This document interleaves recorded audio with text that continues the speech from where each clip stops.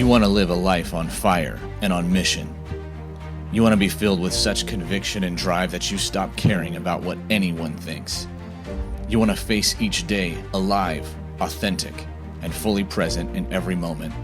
With your wife, with your kids, on the street, at work. You want to bring yourself to the table and to stop bringing the watered-down, nice, what everyone wants version of you. You want that self to be a man who is burning in passion for Jesus, unafraid to bring his kingdom to anyone in your path, no matter what it costs you. You want to love the one in front of you without fear, without needing love back, and without reserve. You want to husband well. You want to father well. You want to shepherd your life well. You want to be a safe pillar for anybody around you. You want to experience God for real, to not just believe, but to know that he's got you, and that he'll show up on your behalf, that he'll show up through you. You want to get to the end of your race and say, yep, I gave it everything. Jesus, you know I'm all in. And you want to know just how to get there. Welcome to Man, Warrior, King. I'm your host, Matt Hallock. Congratulations. You're among the violent taking the kingdom by force. You're among the chosen answering the call to rise above yourself. You're in the forge being stripped down and strengthened, and you will rise stronger, solid, unshakable. You are a man. You're a warrior. You are a king. So good morning, gentlemen. This is Matt Hallock coming at you with another episode of the Man, Warrior, King podcast. I am your host, and you and I have been together in this battle, in this journey for quite some time now. And you guys, I am coming at you this morning. I've been doing a series lately about out of the book of Mark, and it's been we've been looking at how do we stay grounded as men of the kingdom? How do we stay in this place of unshakability? How do we stay focused on our mission when everything else around us presents opposition? When everything else around us would have us giving up, would tell us that God himself isn't even for us. And we've seen how Jesus sets this example for us because he was affirmed by the Spirit of God, by the Father, by the voice of God speaking to him from heaven. And immediately afterwards, he was driven into the wilderness. Immediately afterwards, he started facing all this opposition, even from his own family and people who were trying to get him to stop.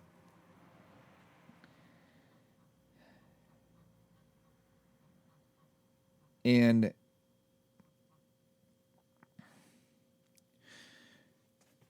I am afraid, gentlemen. I fear that we might just be too weak. We can come up with a lot of fancy schmancy terms for, what we are and why we are the way we are and how we make the decisions that we make and stuff. But I'm suspicious that underneath all of it, we are just weak. We are a weak breed of man. And I'm sorry to say it, but I think we might even be weaker than a good portion of men who aren't in the church, who don't have the Spirit. And my question is why? That should not be the way it is. But when we are on a path, when we are walking a path, we sometimes, or always, or at least often, we get derailed at the first, second, or third sign of trouble. I coach high schoolers in college entrance and things like that.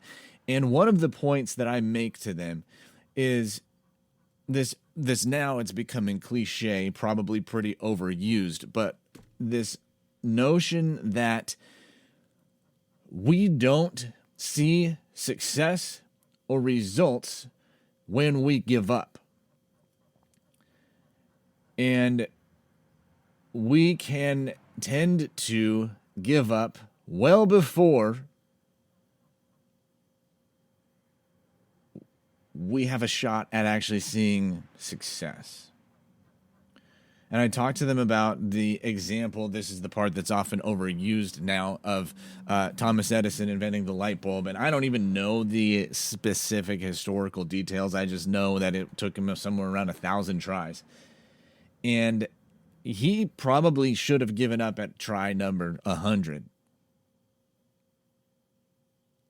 Let alone 900, let alone 999. He probably should have given up, but he didn't. And I think this idea of giving up versus continuing on is so near and dear to my heart at the moment, because it's just pertinent for where we are at. Guys, if you don't know my history, I got married to my awesome, beautiful wife when I was 21. And the year before that, during our engagement, my health took a big dive. I had been athletic, active, strong. I was working a landscaping job and all of that. And my health just all of a sudden got arthritis in a certain ankle. And that started spreading quickly from the ankle to other joints, to other joints, to other joints, until a couple of years in, I had arthritis in pretty much every joint of my body, and got to the point where I was bedridden. I could not get up. I could only get up enough to go to the bathroom, maybe make it to the car if we had to go to the doctor. But I couldn't even hold my 2-year-old daughter, maybe 1.5. I couldn't even pick her up. I could not, do the things a dad is supposed to do. Play with his kids, wrestle with them. I couldn't do any of that. I couldn't work. I had been working, and all the way up until one night I stayed up all night because I was in so much pain throughout the night. I called the next day. I said, I can't make it in today. And I never made it back.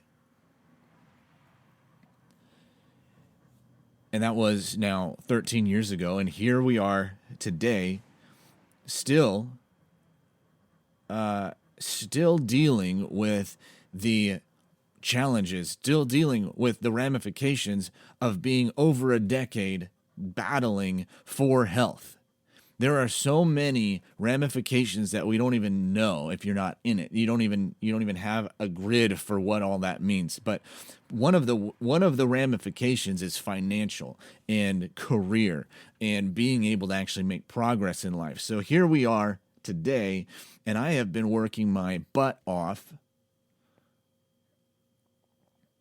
to secure my family for the last couple of years, and there have just been different roadblocks. And this is not anything to make anybody feel sorry for me. That is not the goal. But it is as if every step we have taken has eventually had the legs cut out from under it. And there have been so many times when I have, on my knees before God, said, God, how the heck am I supposed to keep going on? And I've cussed him out.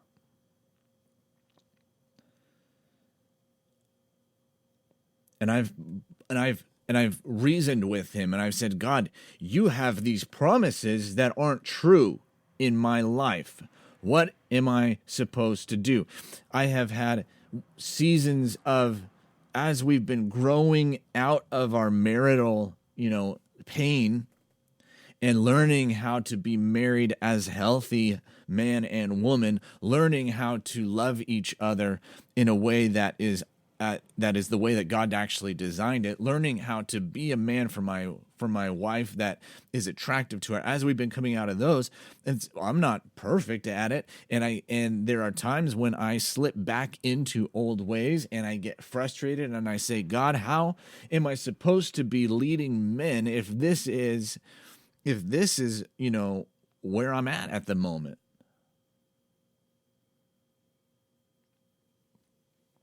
And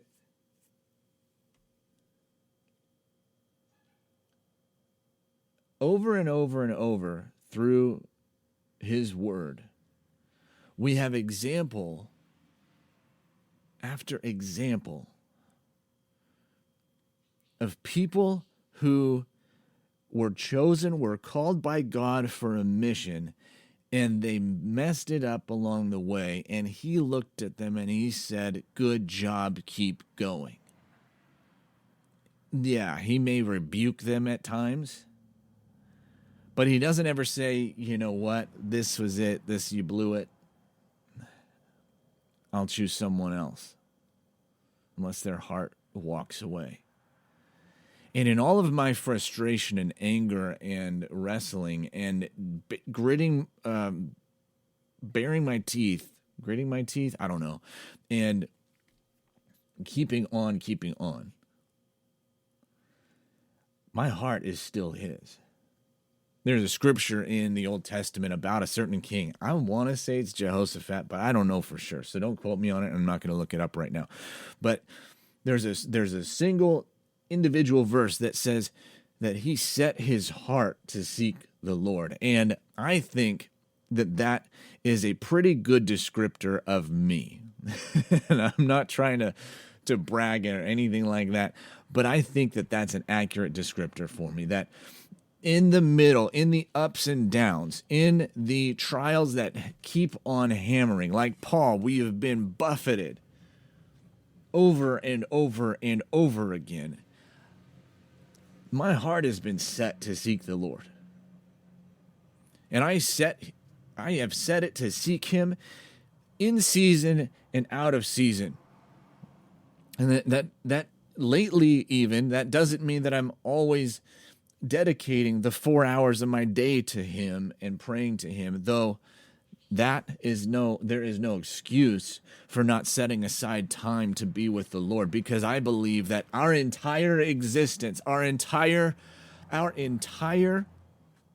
daily living, every aspect of our life is rooted in time with Jesus. If we want to live as men of the kingdom, then this is, to me right now, gentlemen, then we had better get our butt in gear. We had better get our act together and start spending time in the presence of God with his word out and seeking after him on our knees, on our faces, standing, pacing through the house, sitting somewhere where we are dedicated to his presence. And I know right now I'm here streaming to YouTube and I am recording the podcast episode, but to be honest, this is actually me this morning obeying the leading of the Lord against everything that is in me right now to spend my time doing.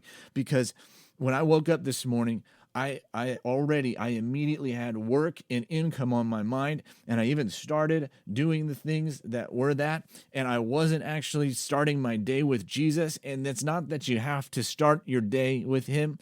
You got to spend time with him somewhere, but I actually do believe that starting the day off with Jesus, for me, and probably for a buttload of other guys, is the most powerful way to engage with him and to start our days. But when I am faced, guys, and I'm just being honest, when I have been faced with the threat of non-income in recent days, the time with the Lord has gone on the back burner, and that is not okay. And so me sitting here right now is answering the invitation that he gave to me in the house this morning. I'm in my laundry room / office right now, but I'm sitting here recording this because he said, "Matt, go record a podcast episode." And I said, "What do you want me to talk about?" And he said, "Talk about Mark 4, which we haven't even gotten to yet." And so here I am, and this is a sacrifice which is pleasing to the Lord. And it's a contrite heart, which is pleasing to the Lord. And I wonder, does anybody else out there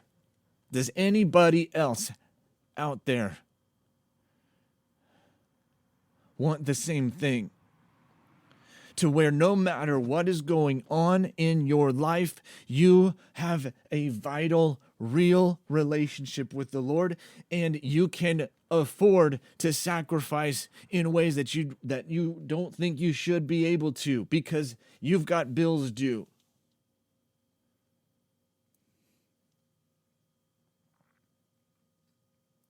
Mark 4 says that Jesus began to teach beside the sea, and a very large crowd gathered about him. So he got into a boat, and he sat in it on the sea, and the whole crowd was beside the sea on the land. And he was teaching them many things in parables, and in his teaching he said to them, "Listen, behold, a sower went out to sow, and as he sowed, some seed fell along the path, and the birds came and devoured it.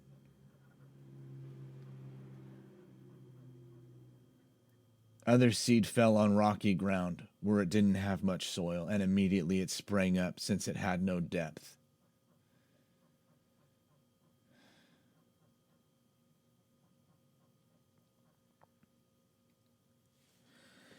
In other gospels, other versions of this story, Jesus actually explicitly says the seed is the word of the gospel of the gospel of the kingdom. Even it's this truth of kingdom life. And it's my opinion, and it's the opinion of Man Warrior King, that the kingdom runs in our DNA.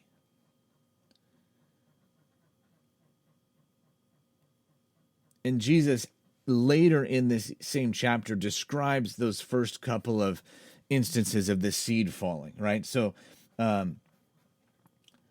it says that the first time the seed fell along the path and the birds came and devoured it. And he says later on, these are the ones along the path where the word is sown. When they hear, Satan immediately comes and takes away the word that's sown in them.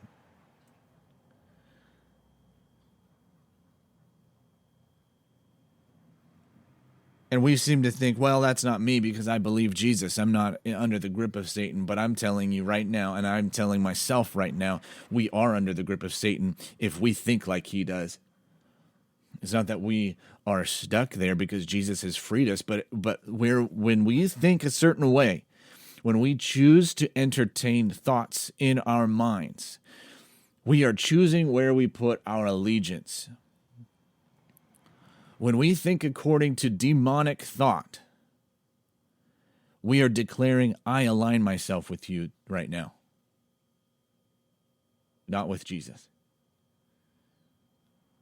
And that demonic thought is not as extreme as you might think. It's not as extreme as the word demonic would sound. Demonic thought can be, well, I better hustle and grind right now because if I don't, we're not going to pay the bills.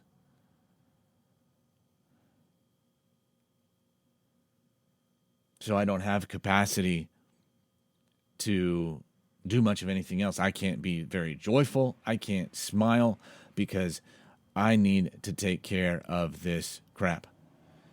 And yeah, sure, men, me, we do have a responsibility to take care of our crap. But we also have a privilege and the honor and the opportunity to take care of our crap the kingdom way. And I'm sorry, but the kingdom thinking has to be rooted in the word, which says that if we seek first his kingdom and his righteousness, all these other things that we worry about are going to be added to us. It says that unless the Lord builds the house, the man labors in vain who tries to build it at all.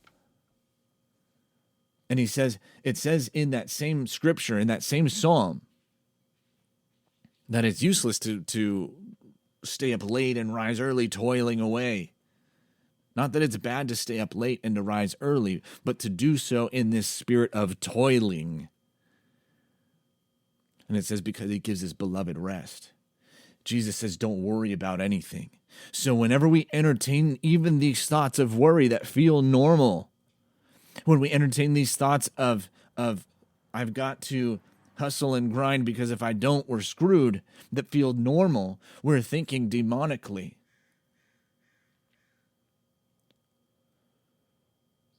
because we are negating the truth of God that says that he is our good Father.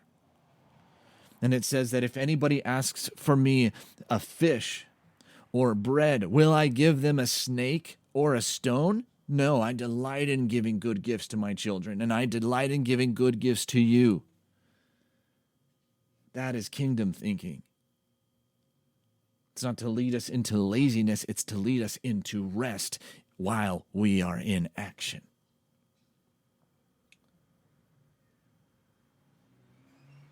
And then Jesus says, other seed fell on rocky ground where it didn't have much soil, and immediately it sprang up since it had no depth of soil. And when the sun rose, it was scorched. Since it had no root, it withered away.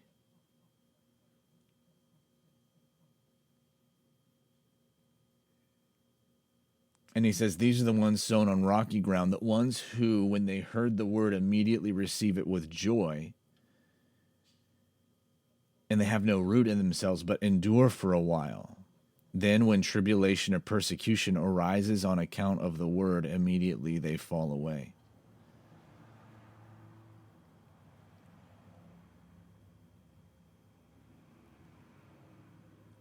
So we need to get ourselves out of the craze of looking for that jolt of inspiration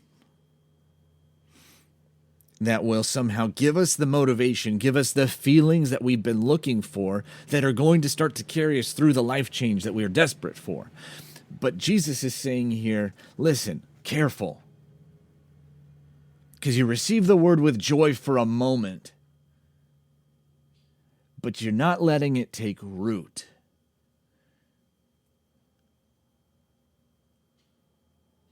And you have no root in yourself, so you endure for a while, but at the first moment of tribulation and persecution, immediately you fall away. So this can be a big picture thing of tribulation and persecution in the world, right? Where you are getting attacked for your faith, so you fall away from the faith. But what about if it's not for you, sir? What about if it's the gospel of the kingdom? So you have a kingdom living, you live in a kingdom-oriented mission, and then trial, persecution, tribulation comes up in your life. And because you were relying on those feelings of joy, of happiness, the feelings of excitement when you first got this inspiration to live this way, and this challenge comes in life, so those feelings diminish, then you're not going to stay true to the word. You're not going to stay on mission. You are not going to be unshakable. How about this in your marriage? How about this in my marriage? All right. So you have this inspiration to love your wife. You feel like you got hit upside the head in a moment of Holy Spirit touching, which is good and fine. That's great. But that's the thing that you have been relying on and depending on is the moment of inspiration. And when that moment fades, because now she treats you a certain way, she says a certain thing, and it triggers all your old feelings. If you're going by the feeling of joy that you had when you received that word, then when that feeling goes away, all of a sudden you're going to be back into your old pattern of being butthurt and whiny and needy and start moaning and complaining and perpetuating the cycle of toxicity. Instead, what you need to do, sir, is become strong. Become rooted. Send your roots deep so that when the storm comes, when the sun comes out and scorches you and threatens to burn you up, you manifest the truth of Jeremiah 17, which says that if any man trusts in the Lord, he is like a tree planted by the waters, and his leaf is always green, and he bears fruit in season and out of season, in seasons that are healthy and in seasons of drought. That is the man that you become. And you stay strong in your gospel, in the gospel of the kingdom. You stay strong in your kingdom DNA so that when your wife says a thing or acts away or seems cold for even a few days or whatever, or maybe longer, you have become so committed and so captivated in that commitment by the Son of Jesus, by the Son who is Jesus, then you don't get shaken.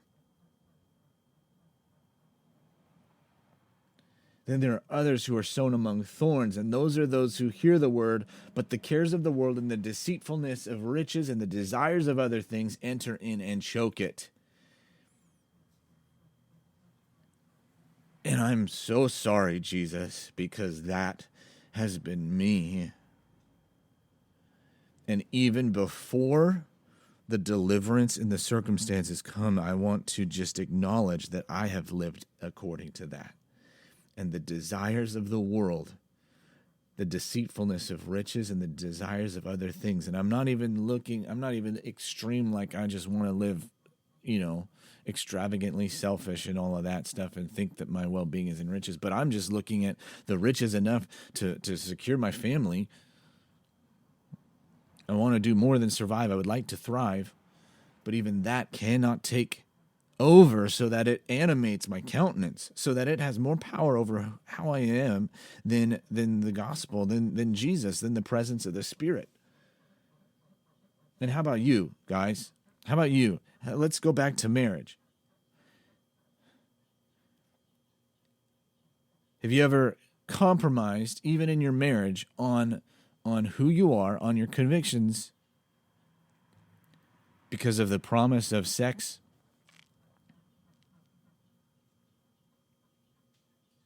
Have you ever lived short-sighted because you're hoping to be able to be intimate with your wife on a certain night when you know that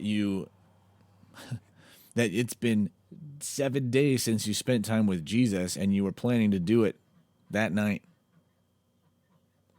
Or you needed to stay up later to do a certain element of the mission that God has given you to do.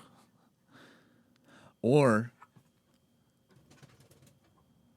how about this? You start getting all weird and goofy, trying to, be grabby of your wife's attention. And all of a sudden you're acting like a little boy trying to get her attention so that you can have sex that evening, instead of just staying strong and confident and being okay within yourself, whether you get to or not. Is that familiar to anybody?